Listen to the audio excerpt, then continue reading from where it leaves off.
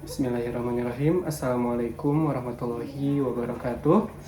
Shalom, Om Swastiastu, Namo Buddhaya, salam kebajikan, dan salam sejahtera bagi kita semua. Mohon izin, nama saya Raga Pangestu dengan NPM 201000321, mahasiswa Fakultas Hukum Universitas Pasundan. Dalam kesempatan kali ini, saya akan mempresentasikan mengenai tugas yang telah saya kerjakan mengenai artikel The Case of the Spellwens Explorer. Dalam kasus ini melibatkan sebuah kelompok amatir yang tertarik pada eksplorasi gua. Setelah orang-orang dari Spellwens Explorer ini memasuki gua, mereka tertimpa musibah, yaitu gua yang mereka masuki tertimpa longsor, yang mana batu-batuan dari hasil dari longsor tersebut menutupi pintu gua, yang menyebabkan orang-orang dari Spellwens Explorer ini terjebak di dalam gua. Keluarga mereka yang khawatir karena sanak saudaranya tidak kunjung pulang, maka mereka khawatir dan mulai mencarinya. Kemudian ditemukan fakta bahwasanya mereka terjebak di dalam gua ketika mereka ingin mengeksplor sebuah gua, dan tempat dari gua tersebut ditemukan oleh petunjuk dari markas society tersebut. Para penyelamat dikerahkan untuk menyelamatkan orang-orang dari Spellwens Society tersebut. Di dalam gua tersebut tidak ada hewan atau air atau tumbuhan atau apapun yang dapat dijadikan makanan, hingga menimbulkan kekhawatiran bahwasanya orang-orang dari Spellwens Society ini tidak dapat bertahan. Kemudian pada hari ke-20 diketahui bahwasanya terdapat fakta bahwa orang-orang dari Spellwens Society ini membawa suatu mesin yang dapat berkomunikasi dengan orang-orang dari luar. Kemudian tim penyelamat berusaha untuk melakukan kontak dengan orang-orang yang terjebak di dalam gua untuk menanyakan bagaimana kondisi mereka, apa yang terjadi di dalam gua, dan kemudian tentang perbekalan mereka seperti apa. Kemudian orang-orang dari Spellwens Society ini bertanya kepada regu penyelamat apakah di dalam regu penyelamat ini terdapat seorang dokter atau ahli medis. Mereka ingin menanyakan apakah mereka dapat bertahan lebih lama apabila mereka telah kehabisan makanan, apakah mereka dapat bertahan beberapa hari tanpa makanan. Kemudian komite dokter menjawab bahwasanya terdapat kesempatan yang sangat kecil untuk mereka dapat bertahan beberapa hari tanpa makanan. Dan kemudian Wetmore menyarankan bahwasanya apakah mereka harus melempar dadu untuk menentukan siapa yang akan dibunuh dan siapa akan dimakan. Kemudian orang-orang dari regu penyelamat ini tidak ada yang dapat menjawab karena ini merupakan pertanyaan yang sangat absurd. Dari kesaksian terdakwa bahwasanya Wetmore lah yang mempunyai usulan untuk membunuh dan memakan, dan untuk mengundi dengan melempar dadu. Hakim memutuskan bahwasanya para terdakwa ini bersalah, dan hakim pengadilan memutuskan bahwa para terdakwa bersalah membunuh Roger Wetmore. Hakim kemudian memvonis mereka untuk digantung. Di dalam kasus ini terdapat 5 hakim yang mengadili. 2 diantaranya menyatakan bahwasanya para terdakwa ini bersalah. 2 diantaranya berpendapat bahwasanya para terdakwa ini tidak bersalah, dan 1 dari kelima hakim ini mengundurkan diri dari kasus ini karena dirasa bahwasanya kasus ini sangat kompleks dan banyak sekali perdebatan yang didapat dari masalah ini. Kasus ini dapat dilihat dari beberapa aspek, yaitu dari natural law, consequentialist, kemudian right theory, kemudian ada feminis, positivis, tekstualis, purposivisi, kemudian ada realis, ada pragmatis, ada kontekstualis, kemudian ada critical race teori, dan kemudian ada minimalis, dan yang terakhir ada proses teori. Dan sekarang kita akan memasuki kepada materi pokok, yaitu pendapat-pendapat para hakim mengenai kasus Spellwens the Explorer ini. Yang pertama ada Justice Trupeni yang berpendapat bahwasanya whoever shall willfully take the life of another shall be punished by death. Atau barang siapa seseorang yang dengan sengaja mengambil kehidupan dari seseorang, maka dia harus dihukum mati. Prinsip dari justice to penny ini yaitu law to be law, bahwasanya hukum itu ada untuk menjadi hukum. Kemudian pendapat yang kedua ada dari Justice Foster.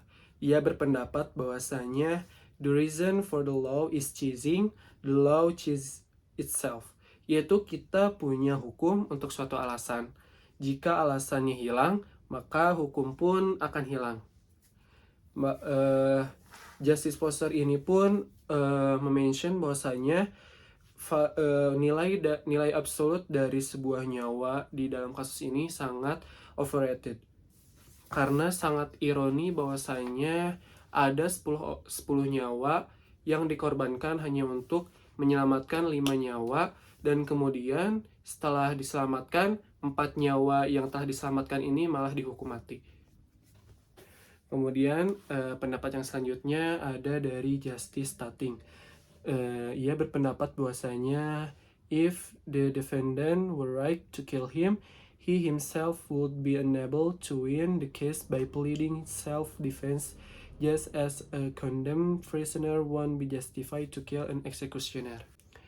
Jika para terdakwa ini mempunyai hak untuk membunuh Wetmore, maka dia tidak dapat menang dalam kasus ini, karena dia tidak bisa mengatakan bahwasanya itu adalah pertahanan diri. Kemudian ia pun memberikan analogi bahwasanya kasus ini sama halnya dengan kasus orang yang mencuri karena kelaparan. Kemudian pendapat yang selanjutnya ada dari Justice Skin. Beliau berpendapat bahwasanya kasus ini harus dihukum mati, karena bahwasanya di kasus ini tidak ada yang namanya self defense. Karena menurut dari Justice Skin, bahwasanya self defense ini harus ada yang namanya itu ancaman yang benar-benar ada. Sedangkan Justice Skin ini berpendapat bahwa dalam kasus ini tidak ada ancaman, karena mereka semuanya benar-benar berunding, kemudian setuju, kemudian terdapat negosiasi, dan kemudian ada metode lempar dadu. Maka dari itu Justice Skin berpendapat bahwasanya di dalam kasus ini tidak ada yang namanya suatu ancaman yang mengancam kepada orang yang didakwa dan didakwa untuk pembunuhan, sedangkan itu didasari dari pertahanan diri. Kemudian pendapat yang terakhir ada dari Justice Hardy. Beliau berpendapat bahwasanya kasus ini tidak harus dihukum mati, karena beliau ini mempunyai suatu cara yang sangat unik, bahwasanya Justice Hardy ini memberikan polling kepada masyarakat apakah kasus ini harus dihukum mati atau tidak, dan kemudian hasil dari data yang didapatkan dari polling tersebut menyatakan bahwasanya 90% menyatakan bahwa kasus ini tidak harus untuk dihukum mati. Kemudian pemikiran dari Justice Hardy ini, kenapa kita harus melawan 90% keinginan orang untuk membebaskan, dan kita tahu bahwa ketua eksekutif tidak akan memaafkannya. Selain dari kelima hakim yang telah disebutkan sebelumnya, ada juga pendapat-pendapat dari beberapa ahli, yaitu seperti ada dari pendapat Profesor Wun, ada dari Profesor Tri.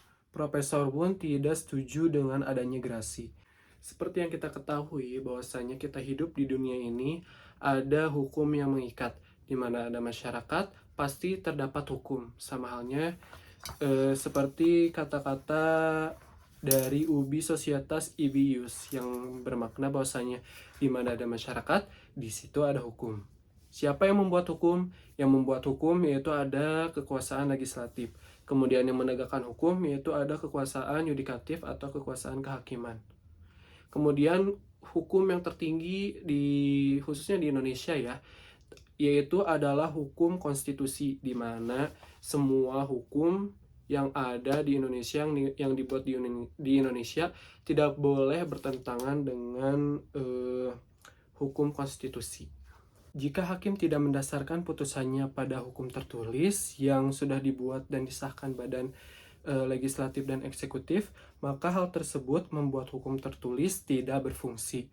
Kemudian pengadilan ini mempunyai kewajiban menegakkan hukum yang tertulis dan menginterpretasikannya hukum tersebut sesuai dengan arti harfiahnya. Kemudian hukum mempunyai keterbatasan, maka hakim tidak boleh menolak suatu perkara apabila perkara tersebut tidak ada hukum. Maka apa yang dapat hakim lakukan jika ada suatu kasus yang belum ada hukum yang mengatur? Maka hakim dapat membuat suatu hukum jika tidak ada hukum yang mengatur. Ini dapat disebut dengan jurisprudensi, atau prinsipnya yaitu judge made law, atau hakim membuat hukum. Kemudian apa pendapat saya mengenai kasus dari Spello and Explorer ini? Menurut saya bahwasanya hakim harus dapat memutus atau menentukan suatu hukum pada suatu kasus ini dengan sebijak-bijaknya. Para hakim ini harus mempertimbangkan dari semua aspek, dari segala sisi, apakah ini terdapat suatu alasan yang menyebabkan terjadinya kasus tersebut atau selain sebagainya. Hakim harus mempertimbangkan hal tersebut. Hakim tidak boleh semata-mata hanya menjadi corong undang-undang yang mereka memutuskan suatu perkara hanya dengan membaca suatu undang-undang saja tanpa mereka tafsirkan mengenai undang-undang tersebut. Pendapat saya ini bahwasanya hakim ini harus dapat dengan bijak untuk melihat dari segala sisi dari suatu perkara, karena hakim ini bukanlah komputer atau mesin yang bekerja secara mekanis.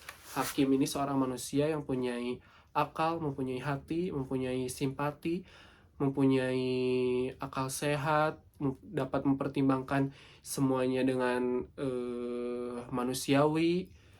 Dan kemudian